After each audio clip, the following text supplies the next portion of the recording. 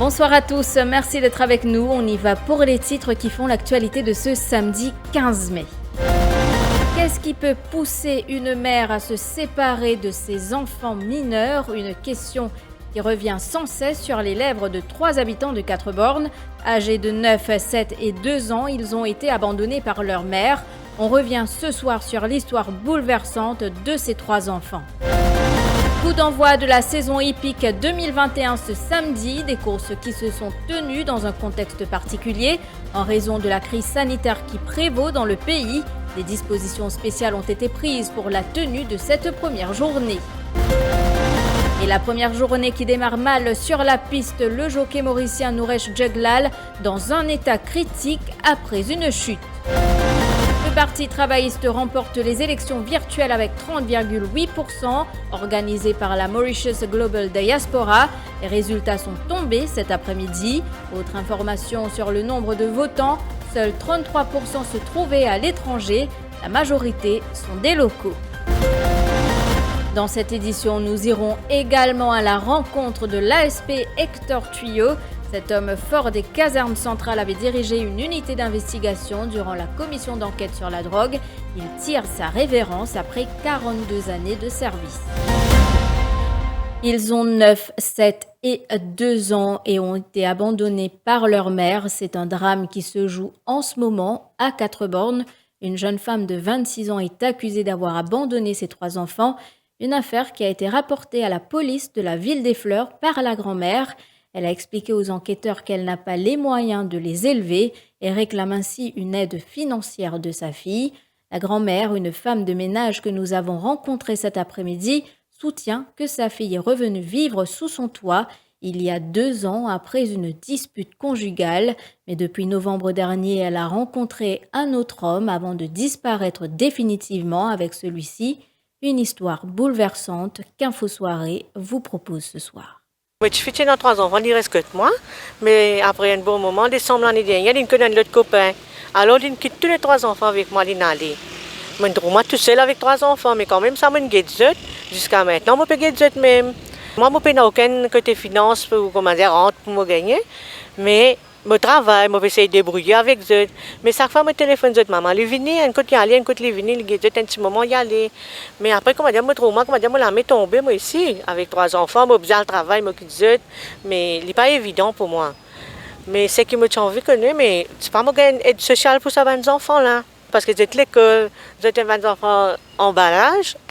Alors, quand je suis malade, tout ça là, je téléphone maman, je maman pas venir. C'est pourquoi je me prends ce chemin-là, je téléphone radio pour que je me une idée, je une bonne explication qui est capable de faire.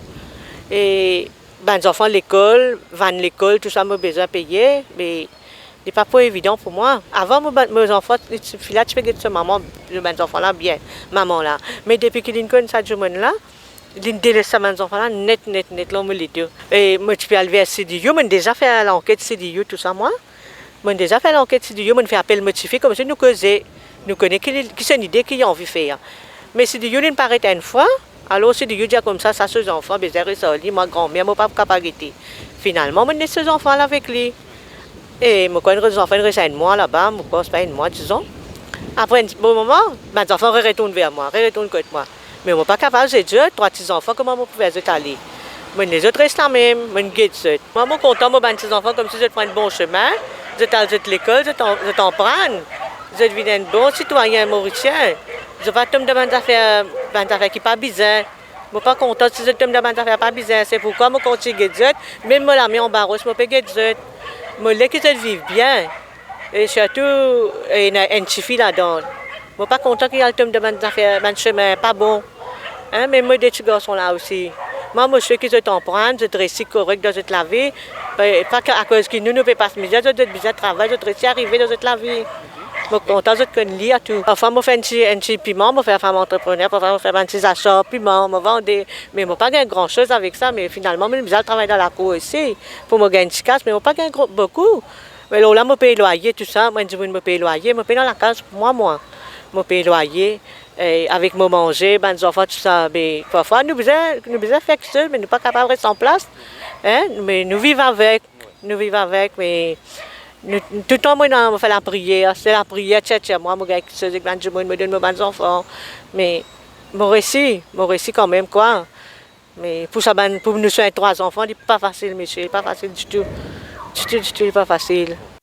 Compte tenu des restrictions sur les vols entre Maurice et Rodrigue, un nourrisson de 8 mois, décédé à Maurice, n'a pu rejoindre son île natale pour ses funérailles. Le bout de chou n'a pas survécu à une insuffisance cardiaque. Originaire de Rodrigue, il est arrivé à Maurice en compagnie de sa mère pour se faire soigner. Le bébé a connu une aggravation de son cas pendant ses traitements. La mère s'est vue contrainte d'organiser les funérailles de son enfant à Maurice. Là, il est arrivé qu'il est malade hier soir. Et nous allons dans l'hôpital du tout, il est décédé. Et là, nous pas pour réussir à Rodrigue nous bloquer. Et ce confinement-là de Maurice, pas pour aucun avion, aucune solution pour nous à Rodrigue et nos enfants. Parce que nous téléphonons, mais nous téléphonons Rodrigue. Nous téléphonons un peu pas du monde, mais nous pas tout une solution pour nous à Rodrigue. Vu que nous payons les moyens, autant les moyens, nous de Maurice, de confinement, et des enfants malades, c'est pas facile. Mais nous avons un camarade, nous pouvons passer, nous pouvons guetter, quelle solution nous pouvons essayer de trouver pour nous faire.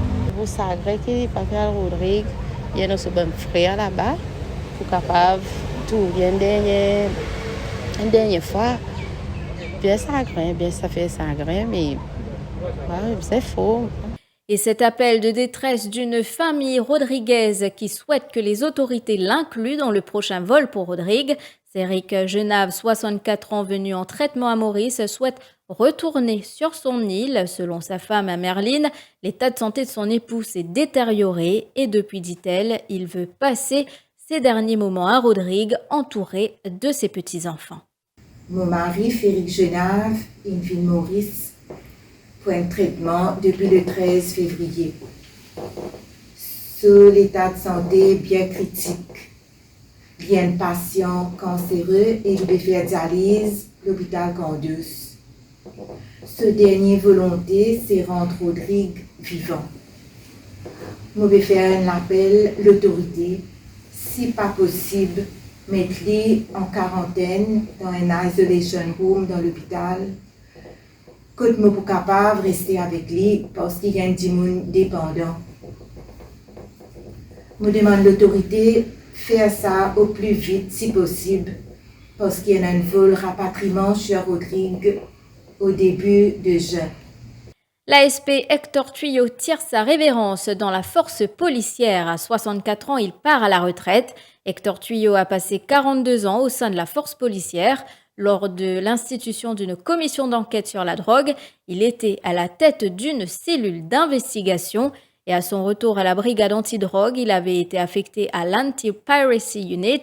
Dans un entretien, il revient sur son parcours et ses missions et évoque également ce qu'il qualifie de brebis galeuse au sein de la force policière, extrait de cet entretien réalisé par Velmounia. Moi, j'ai bien un peu de difficulté pendant mon passage là-dessous par rapport à mon travail que je peux faire. Surtout dans la brigade de jeu, c'est un officier supérieur parce que je suis d'accord par mon bon travail que je peux faire. Au syndicat, au passage là-dessous, on aussi fini d'enquêter dans la commission d'enquête sur la drogue. C'est mémorable pour moi parce que c'est la seule fois dans mon carrière que je n'ai pas fini en bas de la hiérarchie de la police. Je suis sous les autres de l'ex-juge Nam Chandling et je fais mon travail avec toute l'attitude possible. C'est malheureux qu'il y ait dans certaines personnes qui amènent sa considération là pour une finir nous jeunesse, finir nos pays. J'espère que nous pourrons essayer de faire ça traîne là arrêter. On vit surtout investir un peu dans le social pour aider un peu bande de moi pour parler avec une organisation. Vous rejoignez d'autres, vous pensez nous prenons une approche un peu spéciale. Bon, pas dire maintenant là comment il faut faire bien, mais c'est pour un peu spécial et sincère surtout. Entretien à découvrir également demain dans le journal Le Dimanche, l'Hebdo. Coup d'envoi de la saison hippique 2021 ce samedi, atmosphère particulière au Champ de Mars en cette première journée. L'hippodrome qui était privé de spectateurs, de même que l'ambiance folklorique fidèle aux courses. L'euphorie habituelle n'y était pas. En cause, la crise sanitaire qui prévaut dans le pays, des dispositions spéciales ont été prises pour la tenue de cette première journée qui s'est faite à huis clos. Info Soirée vous emmène quand même dans l'hippodrome du Champ de Mars aujourd'hui. C'est le reportage de cette édition. Ordinairement, Noir de Monde, la première journée des courses s'est déroulée à huis clos. Les tueurs fils n'étaient pas autorisés à accéder au Champ de Mars et encore moins les badauds. Avant, il y a beaucoup de monde. Tu peux venir guetter. C'est plus facile pour jouer ici. Mais là, à cause de Covid-19, il y a des gens qui restent dans la case à travers le portable, online. C'est un peu difficile pour un bookmaker, mais c'est un peu difficile pour les gens qui viennent jouer ici. Il y en a qui ne sont pas habitués à jouer le SMS pour Yaz. Mais des côtés pour maladie, là, c'est bon. Mais quand fini, ils retournent pareil. Cependant, il y avait aussi les plus chanceux, palefreniers ou encore ceux qui détenaient un laissez-passer. Aux abords de l'hippodrome, notamment à la rue Eugène Laurent et boulevard Victoria, un grand dispositif de sécurité avait été déployé. Rachid, un habitant, salue quant à lui la décision de restreindre l'accès au public. Oui, il est bien bon 100%.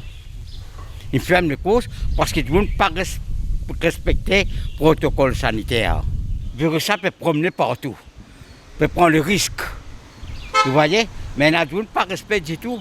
Mais si le gouvernement ouvert ça à faire les courses là, c'est pas, il y a une erreur fatale, voilà. Ça virus, c'est pas pour la stèle, ça, il prend beaucoup de temps. Et si le gouvernement a l'intention pour rouvrir ça là, donc ce sera catastrophique. À la ligne droite finale, en temps normal, les habituels cris de joie ne sont plus qu'un lointain souvenir. Seuls les bruits des cravaches et des sabots retentissaient.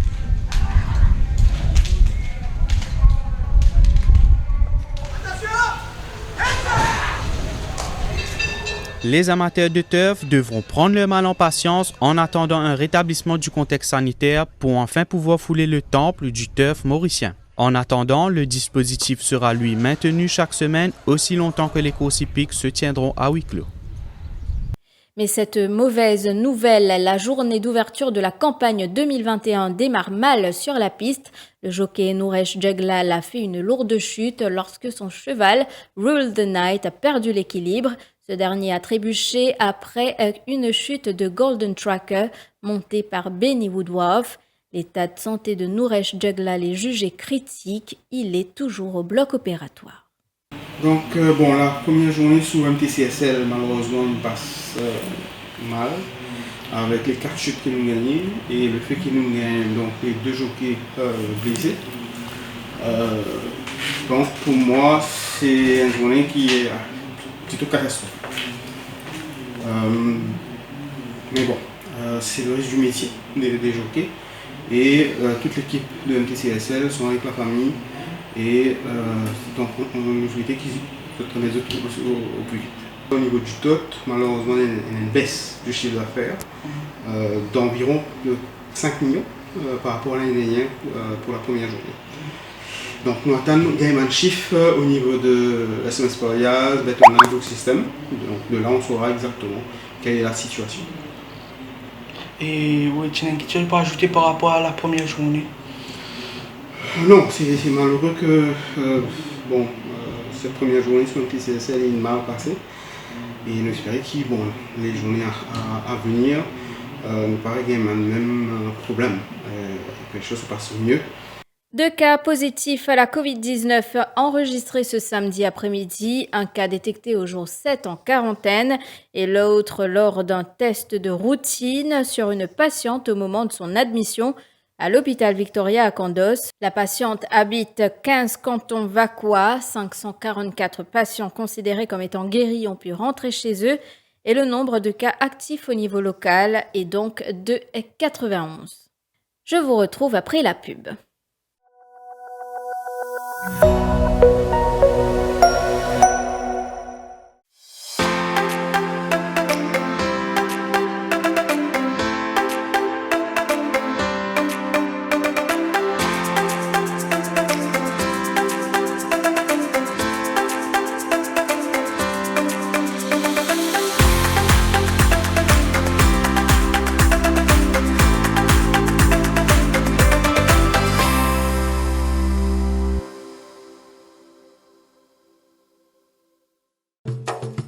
Eagle Brand Spices présent plus qui 100 ans dans la cuisine. Beaucoup Mauriciens ont grandi en saban saveur là. Nous avons désenvoyé tes épices pour tout type la cuisine, pour tout ban Mauricien. Vous pourrez trouver nos ban produits à ban petit prix et dans tout ban supermarché et que la boutique Précotou. Eagle Brand, the Spice Master.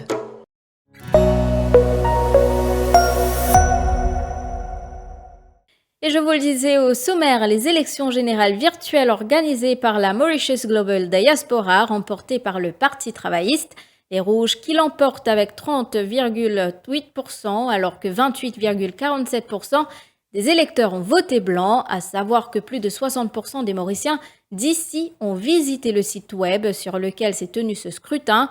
Pour Kovilen Narsinghen de la Mauritius Global Diaspora, ces résultats traduisent selon lui la réalité à Maurice. Résultat FINDEO, nous trouvons le Parti travailliste 5090, 30%, vote blanc, qui est super intéressant, qui est à 28,47. Nous faisons à peu près 60,25%, c'est Ben Dimoun qui fait une ville, nous site pour voter. Mauricien de Maurice, 60,25%, suivi par l'Angleterre de 10,29%.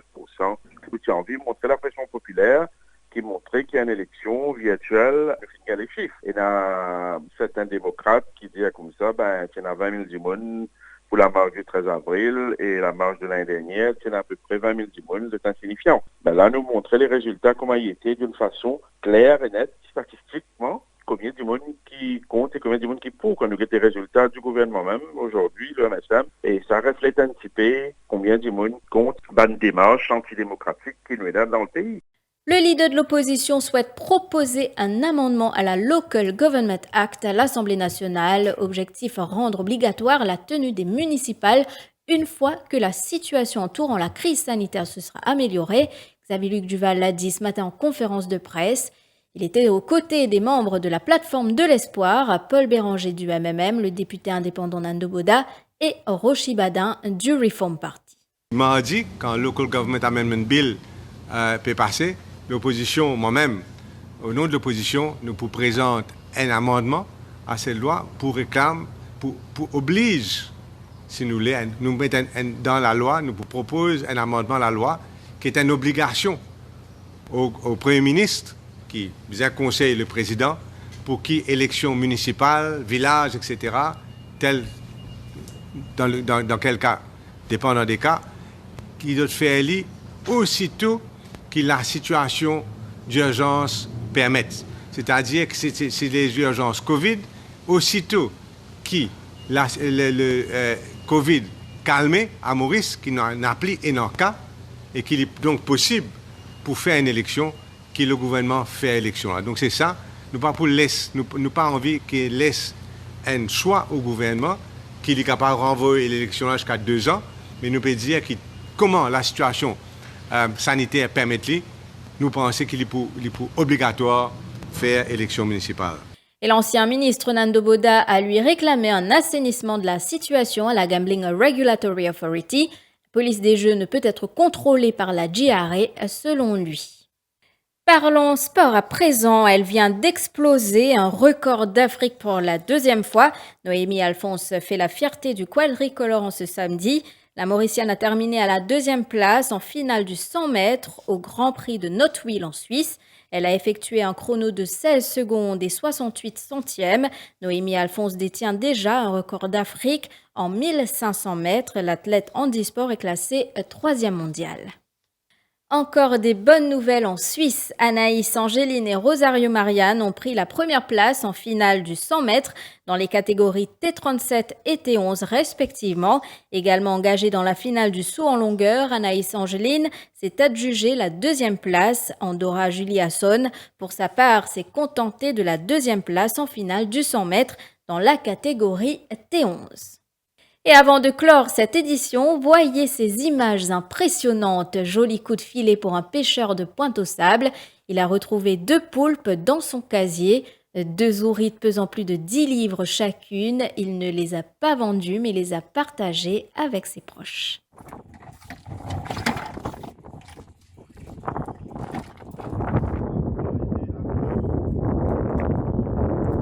Joli ouride,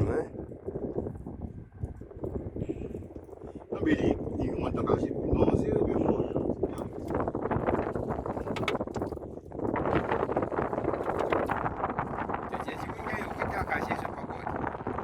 Et c'est ici que prend fin cette édition. Merci de l'avoir suivi. Je vous souhaite de passer une excellente soirée.